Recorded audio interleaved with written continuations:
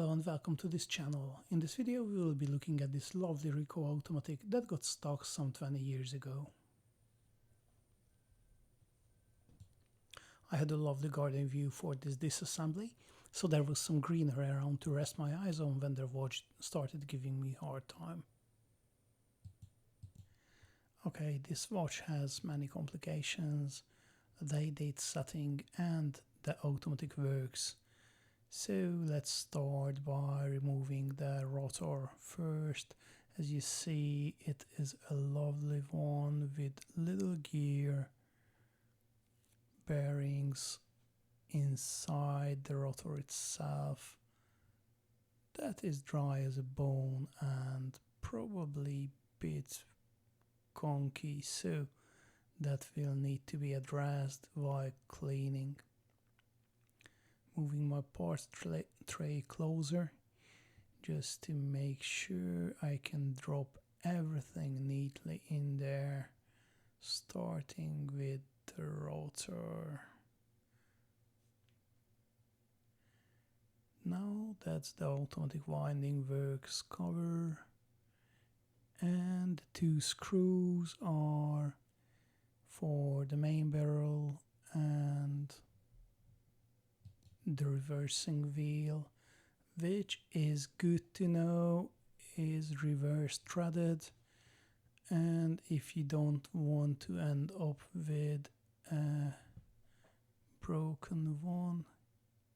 Oh gosh, so blowing the air, you can see the balance doesn't want to move even though it's been wound a bit and is quite stock, I should say.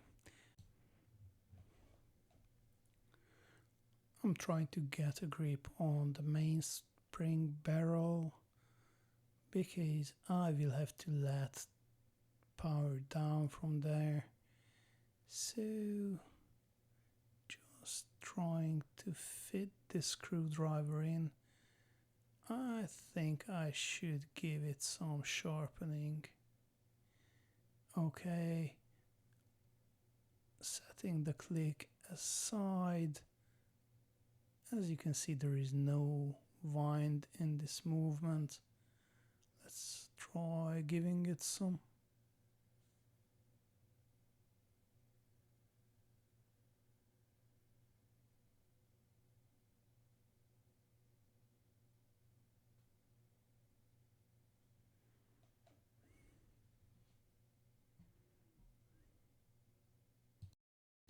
Just to see where it takes us.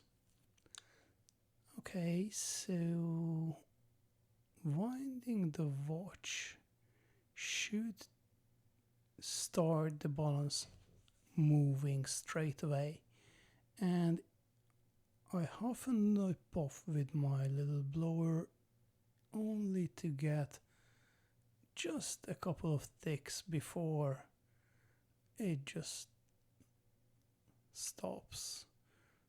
Trying to let the spring down. Alright, let's move on and just remove this ratchet wheel from top of the barrel. It could be done later because I should just remove the automatic winding mechanism first, but it just comes handy now. I'm removing the reverse wheel, and as you can see, it just works reverse way as normal screws. It comes loose on winding to the right, and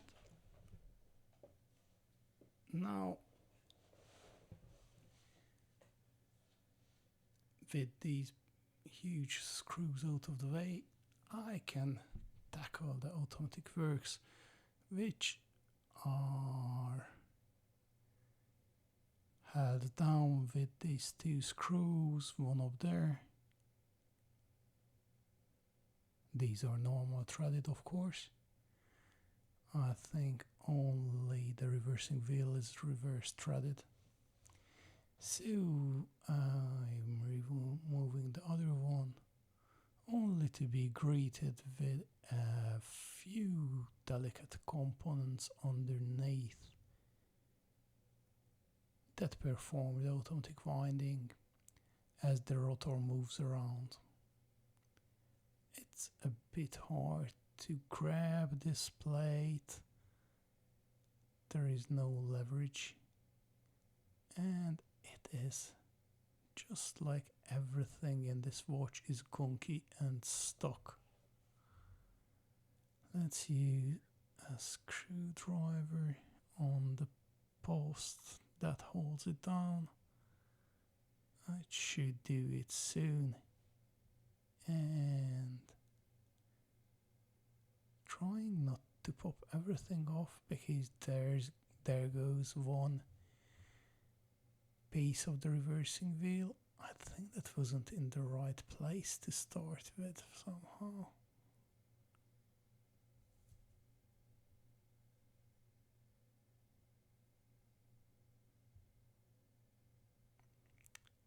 Trying to very gently lift it up, as I suspect there might be something just like that gear stuck to it, and you will see the tiniest little reversing mechanism down there, those two wheels.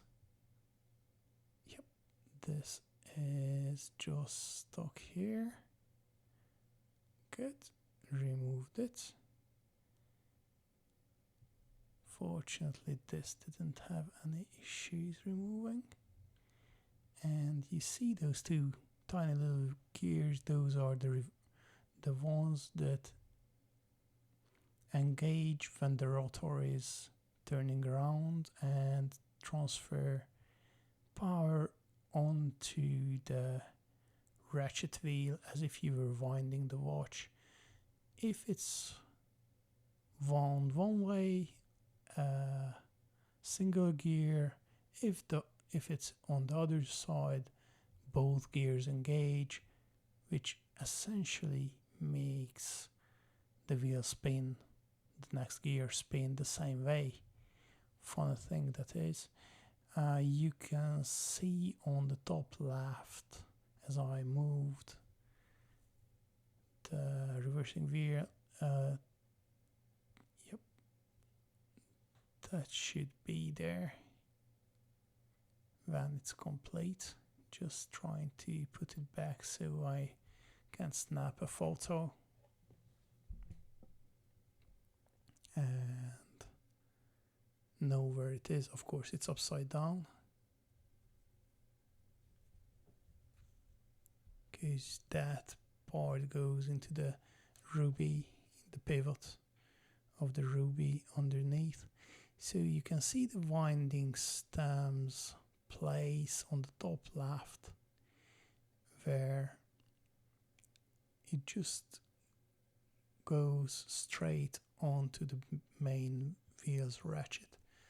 Okay, removing these two automatic ones. Okay, as you see, that crescent shaped or half circle shaped holder of these two wheels will be pivoting and changing directions as the rotor changes directions. Let's pick this one up. Oh, just the tiniest little thing. But magnets come to the rescue as always. Of course, I will demagnetize the entire watch quite a few times in the process. Let's pick the ratchet wheel up. Okay, let's pick the winding wheel up. Yep, you will see the other side of it, of this gear, when I'm disassembling the other part, the dial side of things. Okay, the ratchet wheel, it should be loose. It just doesn't want to give. and I will have to remove that bridge later. Again, I need to give it a bit of a lift so it comes off from the post in the middle. It just doesn't seem to be able to fit underneath. Okay, there it is. It started moving.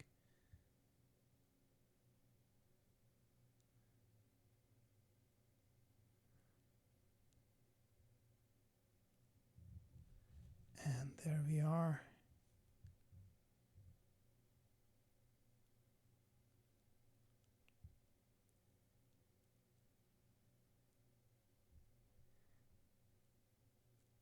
And that transmission gear goes off alongside. Okay, oops, should go into the parts tray instead. Nice little gear.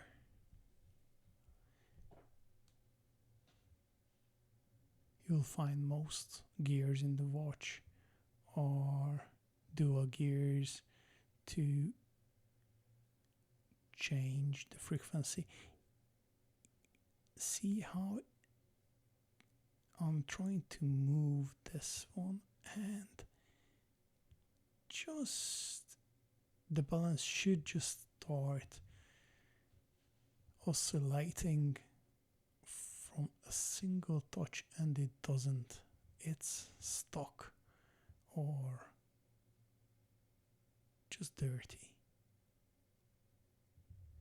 Probably this watch hasn't been cleaned ever since it was made in the late 90s, maybe late 80s. Couldn't find record of its age, unfortunately. Let's just move over. That's the dial side. It's pretty neat. A bit of flaking around the edges, but that's inside the case. Well, actually that's where the case touches the dial, and it just scratches some off. Let's cover it up in plastic, but not because I want to kill it, but I set the hands in the same direction, put the clear plastic on, and pry the hands off so I can remove the dial.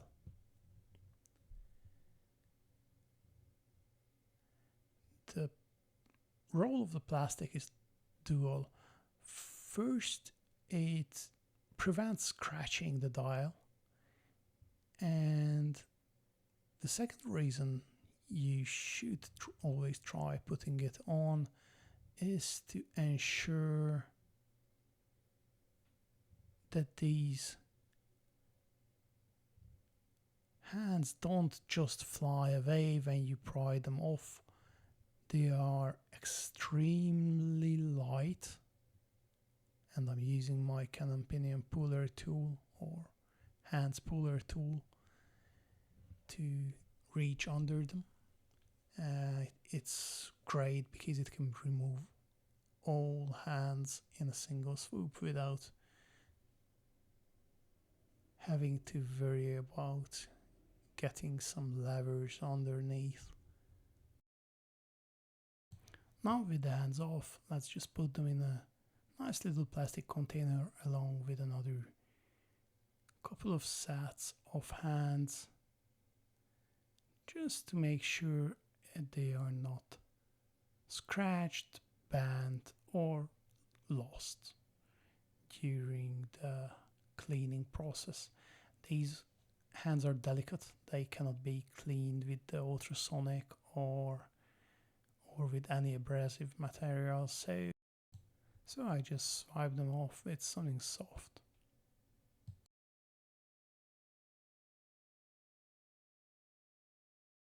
Now it's time to remove the dial. It's affixed with a couple of screws, tiny ones, but you don't have to remove them, just loosen and the dial should snap right off as it does right now.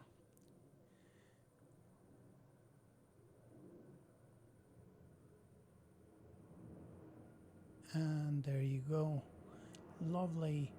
You can see both the week and date dials underneath, and the dial seems quite alright. It's not rusty, just a bit dusty.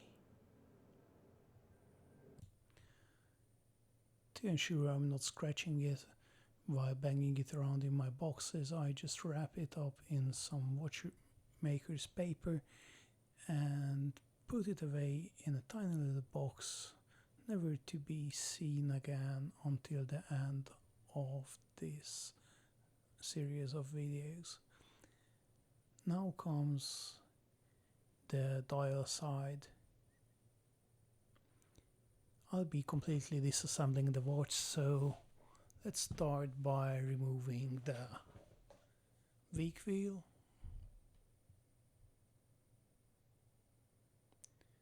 There it is. Moving on to the calendar wheel, but first let's see. Yes, there is something very loose in the keyless works. That's supposed to be the removal lever for the stem. So this one is the gear for the stepper gear for the day change. Nice little cog.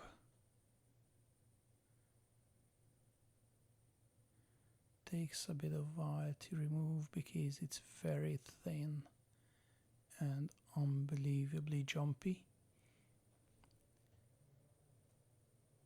This one is the advancement wheel for the date, and it's an interesting little contraption. We will be removing it later on, but let's take the cover off first.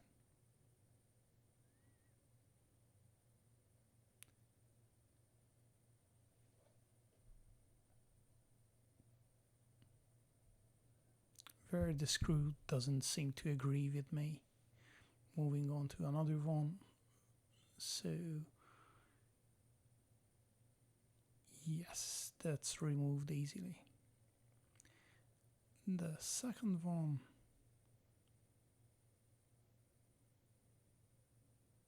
balancing it a bit.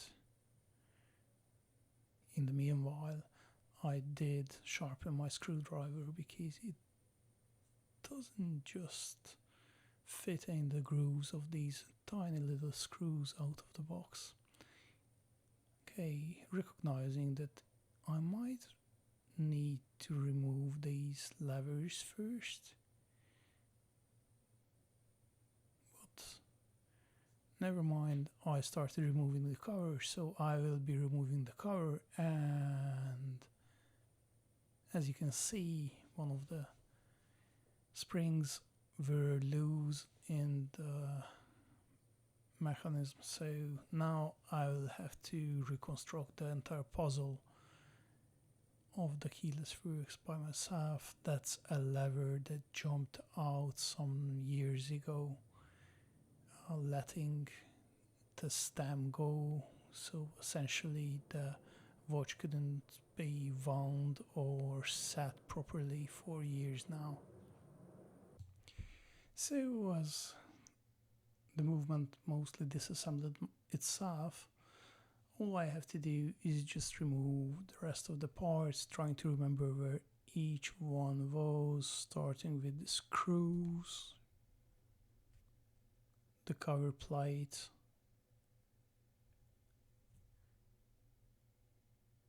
nice and shiny, checking if anything stuck to the bottom of it.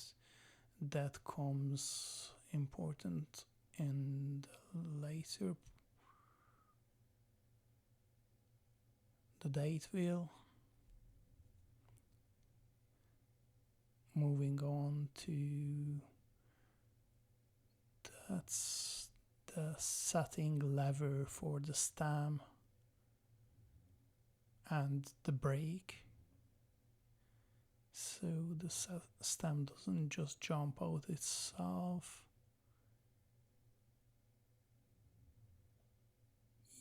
Yep, those seem to be in place and need to be removed one by one if I can just get a grip of them.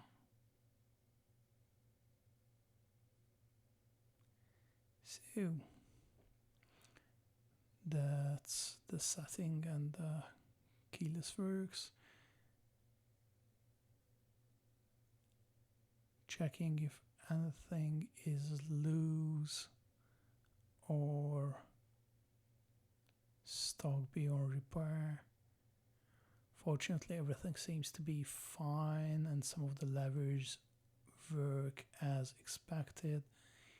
Yeah, this one shouldn't be there, but we'll deal with that on reassembly.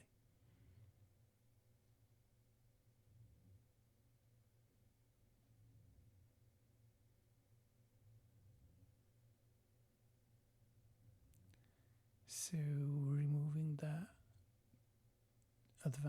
date advance wheel, which is a 2-part wheel with a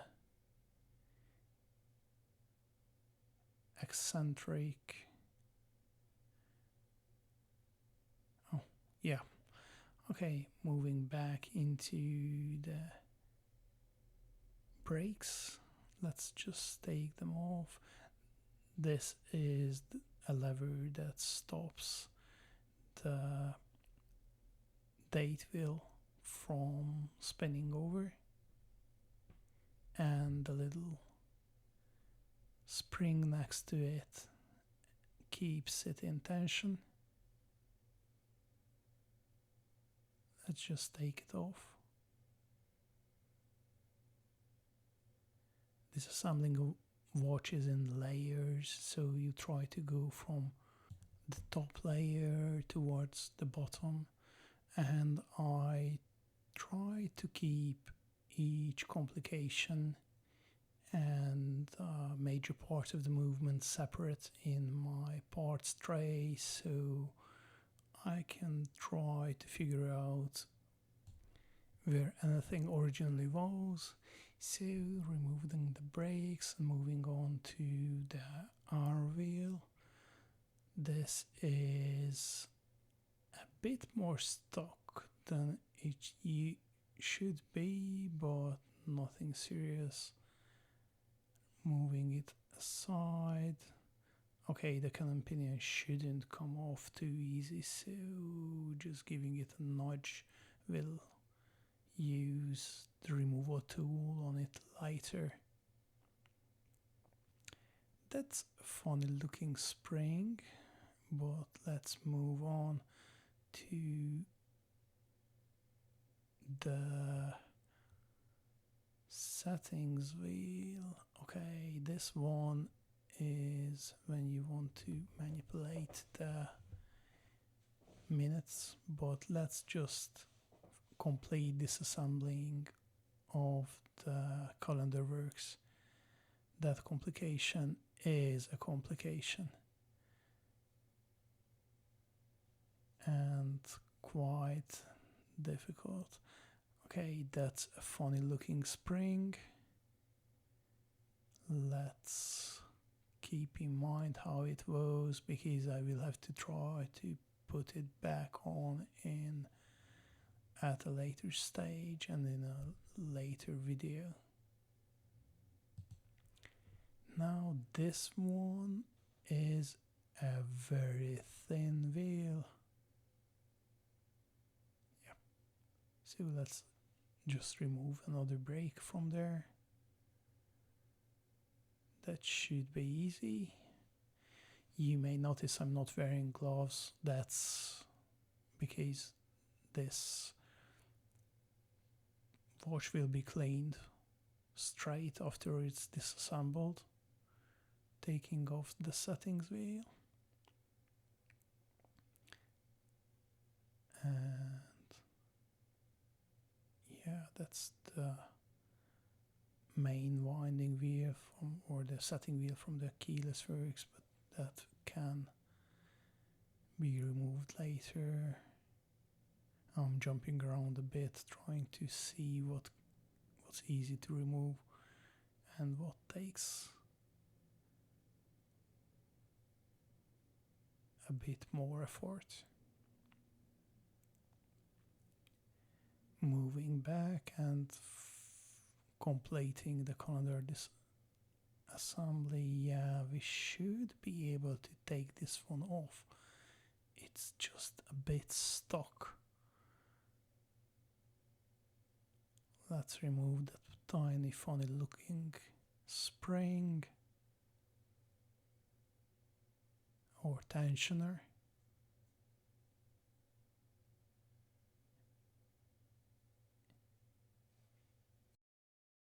Now moving on to the keyless works.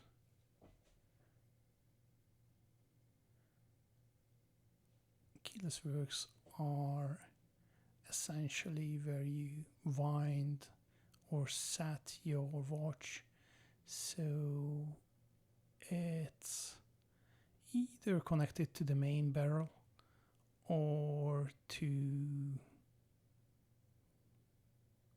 the hour hand, the minute hand, so you can set your watch, or directly to one of the complications, which can be date or day of month wheels, such as this watch has.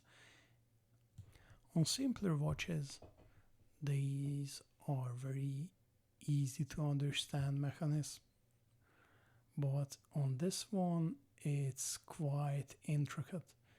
You can see I removed the intermediate setting. That's for advancing the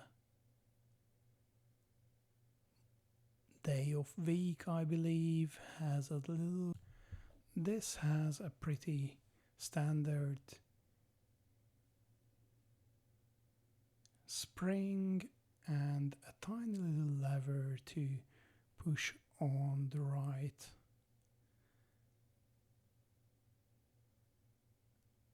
Piece. As you see, I had my finger over the spring when removing, so it doesn't jump away. If it did, I would be running around with magnets in the garden, which may be a funny thing for someone, but quite annoying to me. Okay, moving on, this part of the keyless works is the standard you would find in most watches. It moves the pinions, the sliding pinions, between the minute wheel setting and the winding gear. This swan neck like contraption can be found and seen in most watches.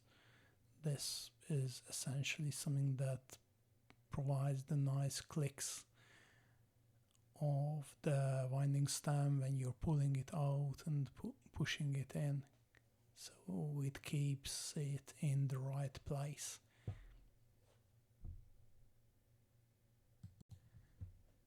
So, a brief history of this watch. In the meantime, it used to belong to my father, and he wore it every day for a better part of a decade before he got another one as an anniversary present. And well, he just put this one in the drawer, and it turned out it did have some issues to go with that.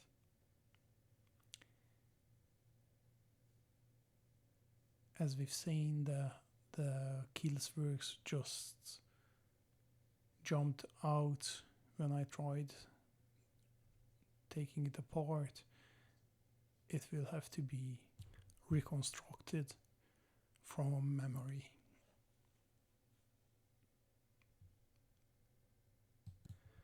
Moving on, after I sharpen my tweezers a bit so they are able to pick the thin pieces of metal up better. Yeah, of course, once you sharpen your tweezers, you would also have to clean the metal shards off it, because you don't want that in your watch. Yep, it's a bit stuck on that pivot, which is taller than expected. Let's try grabbing it here. I don't want to force it. That's an unbelievably thin piece of metal and strong.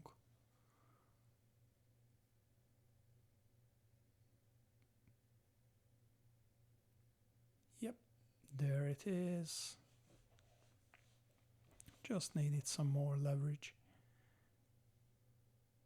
That is a nice little step looking spring holding that lever, which is not in place, and I think that was one of the reasons the stem just fell out. Yep, removing it from that post along with the other contraption. Okay, all's left is the pinions, the winding pinions that are to be taken out. Yep, that's the way it should be. One side is the clutch, it's a sliding clutch, and the other goes straight into this thick setting wheel. See how thick that is? Which moves the hands around when you want to set your timepiece. Hey, stuck on my screwdriver. What else do we have here? Okay, everything from the keyless works was removed. The cannon pinion and that funny eccentric gear setting needs to be taken off. I did sharpen my screwdriver, but somehow it's not enough for these delicate ones. So it's coming off with the screw, and of course, while it's loose, the head of the screw will keep this shiny oval in place, leaving it to move around and set the outer ring. Needs some more turns on the screw. Let's just use the tweezers and a bit more.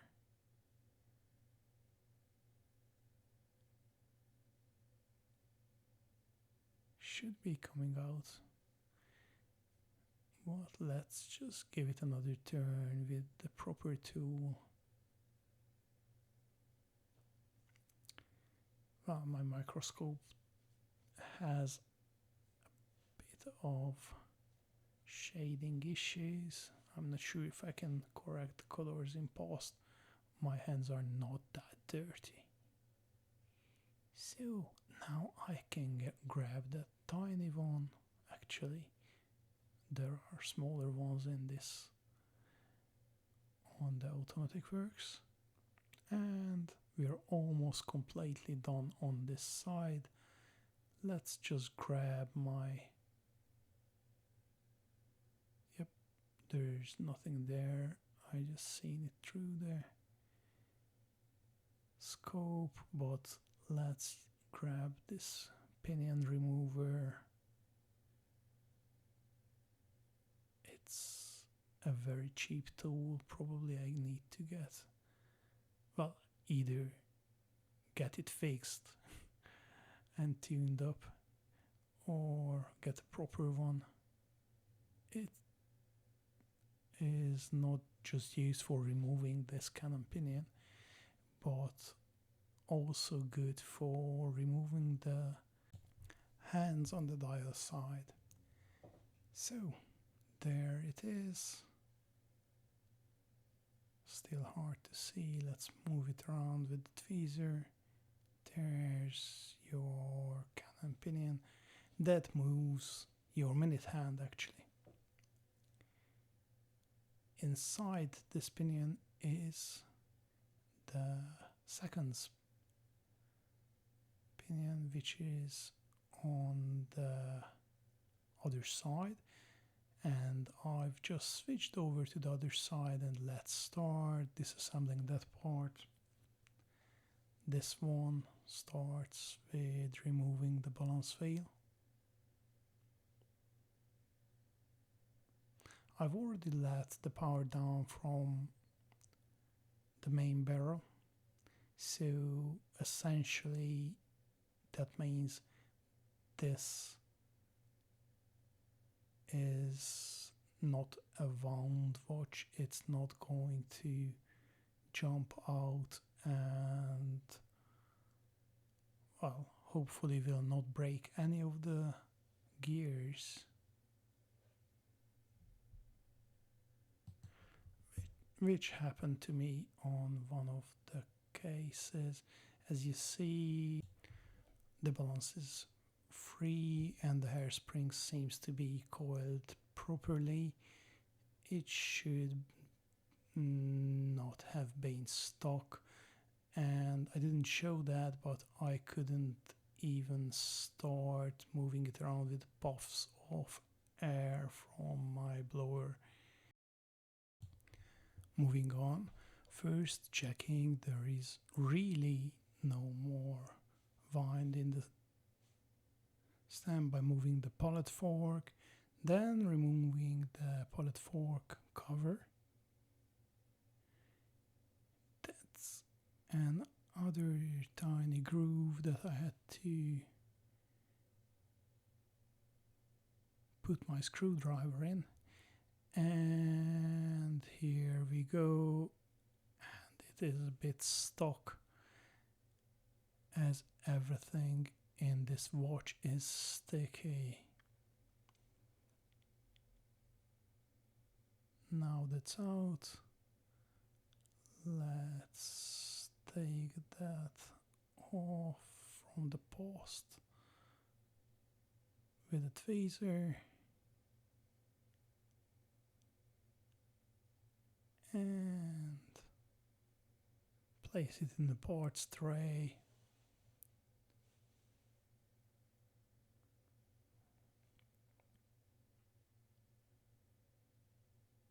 Trying not dropping it. It has a nice little jewel in it, which will need some cleaning, but more on that later. So taking the pallet fork out, this is not your usual anchor design. It's, I don't even know what that shape is. There is a fork on the end of it, but otherwise the stem of the anchor seems to be something bent. As you can see, I'm just trusting if everything spins, and it does. So there doesn't seem to be anything very much stuck. However, it does take more effort than it would normally need. So yeah, this needs a good cleaning. Let's just start removing the screws from this cover plate and see how the drivetrain looks like. Okay, one screw's out.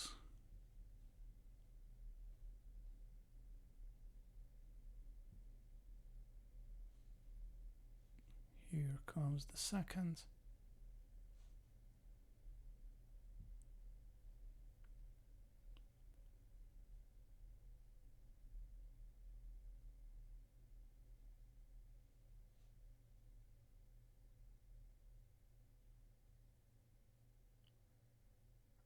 And it doesn't seem to jump out, even though the magnetic screwdriver should pick it out immediately.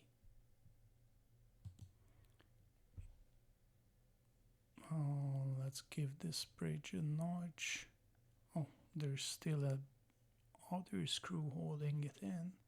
But let's just see if I can lift. Yep, it's not as stuck as I thought. Let's just remove the click, which essentially prevents the mainspring barrel from unwinding itself. It's a little piece of metal with a spring underneath to keep it wedged in the gears when you are not winding it up. And of course, it also allows to let the spring down when needed.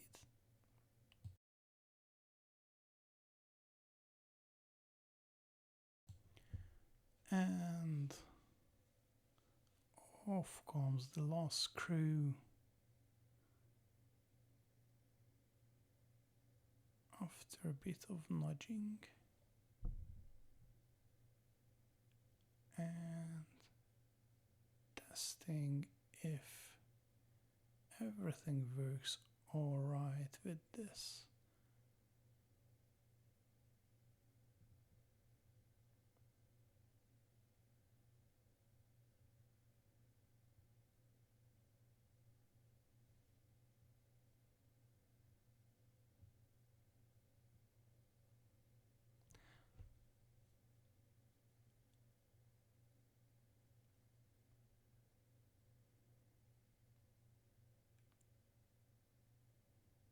That was a bit stubborn, but eventually it's off. And we will soon see how the drivetrain looks like. Trying to lift it carefully, it did have a bit more pull than it should have. And that's the reason. The escape wheel, which essentially prevents everything from winding off, is just stuck. And trying to remove it very gently, only to find out later I wasn't gentle enough. And I seem to have lost the top part of the pivot.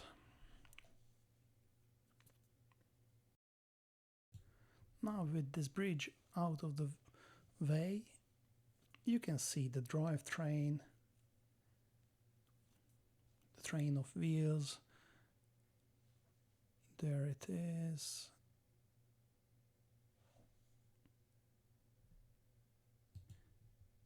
That's the second wheel with a nice long stem going through the watch and, well, ending in the second hand. That's the secondary gear. Just come to daddy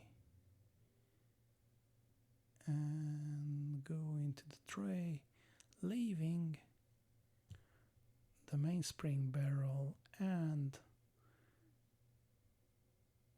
the primary wheel in the base plate, along with very nice contraption that is a intermediary bridge or lower bridge of the movement that makes it much easier to reassemble, as long as you remember that you do have this bridge. And I'm not saying I spent 3 hours trying to reassemble everything without the bridge, but if you're more experienced, you can save some time on the gear realignment, because these bridges just keep them where they need to be.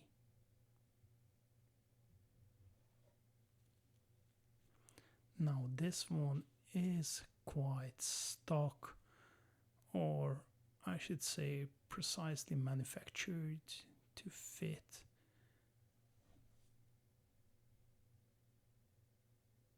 And there we are. All we have is our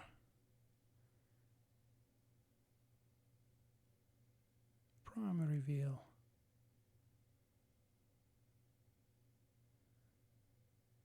going straight in the parts tray, leaving us with an empty base plate ready for cleaning.